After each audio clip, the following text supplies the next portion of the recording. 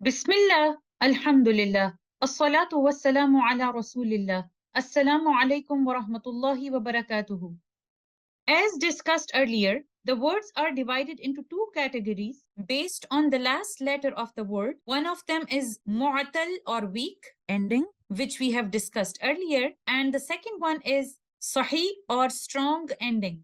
The end of a word is classified as a weak ending when the last letter is an alif mad, waw mad, or ya mad. And this is what we have discussed in our last two classes. Today we will begin the second category of words where the ending is considered as a sahih or strong ending. The end of a word is classified as strong when the last letter is not an alif mad, waw mad, or ya mad, but when the last letter of the word has an original sukoon, that means the last letter is sakin, whether we continue the recitation or stop on this word, as in these examples, where we can see the last letter has an original sukoon, and whether we continue the recitation or stop here, we will recite the last letter as a sakin letter. For example, ربهم أعدت مثلهم فسبح. So end of this kind of words is classified as a strong ending. And also, if the last letter of the word has a vowel or it is mutaharrik and the sukoon is temporary just for stopping, for example, in these words, al-fasiqina, yubsiruna, an-nasu, you can see the last letter of these words is mutaharrik or it has its own vowel. But when we are choosing to stop on these words, we put a temporary sukoon on the last letter to facilitate the stop. In that case, when we are putting a temporary sukoon, this ending will also be considered as a strong ending. Here in this chart, we can see that strong ending is divided into two categories. One of them is sakin, that means free of any vowel, and the other one is mutaharrik or vowel. So if the end of a word has a fixed or a permanent sukoon, then the only option to stop on that word is with a sukoon. Just like we have seen some examples here, that when the last letter has an original or fixed sukoon, the only option we have to stop on these words is to recite the last letter as a sakin letter.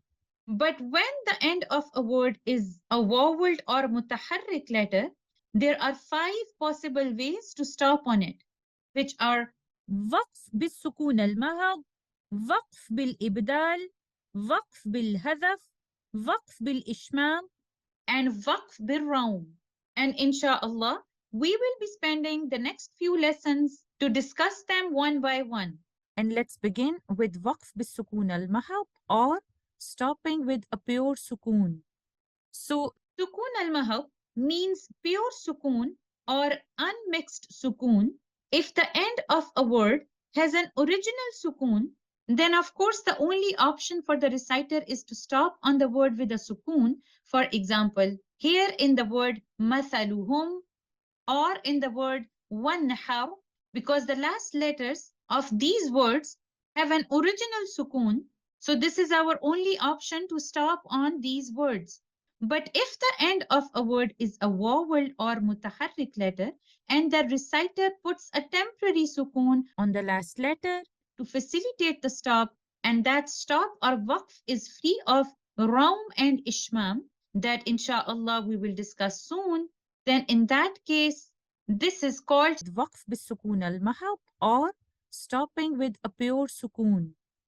For example, if the word is al-abtaru, if you are choosing to stop on this word with sukoon al-mahab, with a pure sukoon, the reciter will recite this word like this, al-abtar, and this waqf will be considered as waqf bis sukoon al-mahab or stopping with a pure sukoon. And we can stop at the end of a word with a pure sukoon where the last letter has dhamma, kasra, or fatha, and it can also be on a word that ends with the shadda, or if it doesn't have a shadda, or when the words are ending with dhammatain or kasratain, In all these cases, we can stop with pure sukoon. For example, here in these words, you can see the word is ending with a vowel or mutaharrik letter. But when we are choosing to stop with a pure sukoon, the word al-kitaba, upon stopping with pure sukoon, will be recited as al-kitab. The word azizun, upon stopping with pure sukoon, will be recited like this: Aziz. Intiqamin, upon stopping with a pure sukoon, will be recited as intiqam. The next word, where the last letter originally has a kasra, upon stopping with a pure sukoon, will be recited like this: bi'ayat. The next word, where the last letter originally has a dhamma, but when we choose to stop with pure sukoon, will be recited as Al-Hakim. The next word, where the last letter has a shadda, upon stopping with a sukoon, will be recited like this: Uhil. And stopping with a pure sukoon is the usual and more common way we stop on words. But as said earlier, in addition to stopping on the words with a pure sukoon, some words can be stopped with other ways as well. For example, Rom and Ishmam. But there are some words that can only be stopped with a pure sukoon, and inshallah we will discuss them in detail.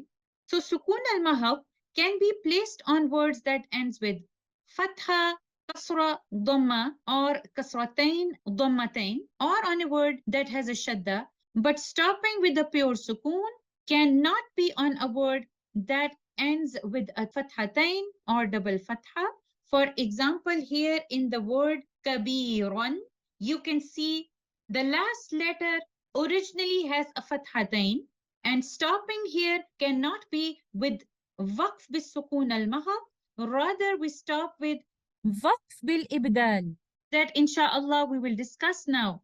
So, Waqf bil Ibdaal, or stopping with the substitution, this occurs when, upon stopping on a word, we change or substitute a letter with another letter. That's why this is called Waqf bil Ibdal.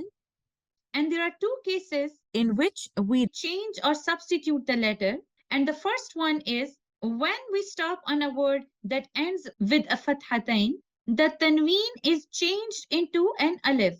And it does not matter if the alif is written with it or not. As such, in these examples, you can see the words are ending with a fathatain, but whether the alif is written at the end or not, we will still stop by changing the noon sakina hidden in tanween into an alif, and the word hudan upon stopping will be recited as huda.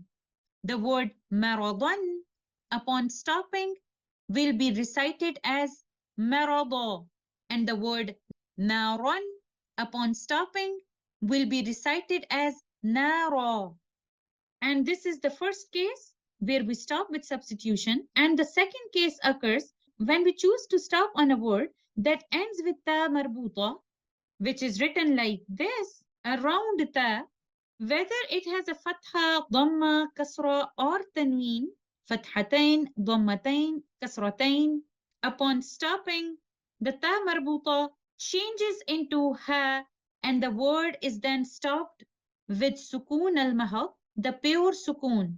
As such, in these examples, you can see all these words, they end with ta marbuta, but upon stopping, this is how we will recite them. The first one, where ta marbuta has a kasratain, will be recited as jannah. The next one, ni'mah. The next one, maghfirah. The next one, jannah. The next one, al-hikmah, al-hasana. So, waqf bil ibdal occurs in only two cases, where upon stopping, we substitute the last letter with another letter. Another way to stop at the end of word is stopping with deletion, or waqf bil hazaf, and stopping with hazaf or deletion can be applied in three cases in Hafsun Asim Tariqatu Shatibiya. And the first one is when we are stopping on a word that ends with a dhammatain or kasratain, then upon stopping, the noon sakina that is hidden in tanween is dropped in pronunciation. Such as in these examples, you can see the word adabun, where ba has a dhammatain. Upon stopping, we will recite it like this, adab. You can clearly hear that the noon sakina hidden in tanween is dropped or deleted, and this is called waqf bil hazaf. In the next example, letter meme has a dhammatain. So in continuation, this is recited as azimun, but upon stopping, we will recite it like this, azim.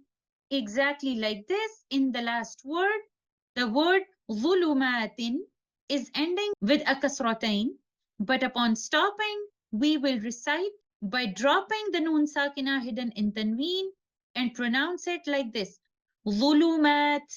And the second place where the deletion occurs, it is when we are stopping on a word that ends with ha al-dhamir, where we are lengthening the vowel or the haraka of ha al-dhamir, such as in these examples, you can see upon continuation, we will recite it like this, innahu kana. But if I choose to stop on the first word, I will only say inna, and there will be no lengthening or stretching like this, innahu. We will not be doing it. Rather, we will drop the mad and recite the word like this, in. Exactly like this in the next example. Upon continuation, the maddu sila will be recited, but upon stopping, we will drop the lengthening of ha al-dhamir and recite it like this, B. And the third place, where upon stopping, we drop a letter, it occurs in Surah An-Naml, ayah number 36. And when we are reciting with Hafsun Asim Tariqatu Shatibiya, you can see in this ayah that the word ataniya, upon continuation, it is recited with a fatha on the ya, but upon stopping on this word, one of the option is waqf bil hazaf, by applying the rule of deletion or dropping the letter ya and recite it like this, atan. And the other possible way to recite it by keeping the letter ya and recite it like this, atani. So in Hafsun Asim, Tariqatu Shatibiya, the deletion of the letter only occurs when we choose to stop on a word that ends with dhammatain or kasratain, or we are choosing to stop on a word that ends with the lengthening of ha al-dhamir, or when we are stopping on the word ataniya and you choose the option of hadaf or deletion. These are the only three cases to stop with deletion in Hafsun Asim, Tariqatu Shatibiya. We will stop here and then continue inshallah in our next lesson with stopping at the end of word with ishmam. Jazakumullahu khairan. Assalamu alaikum wa rahmatullahi wa barakatuhu.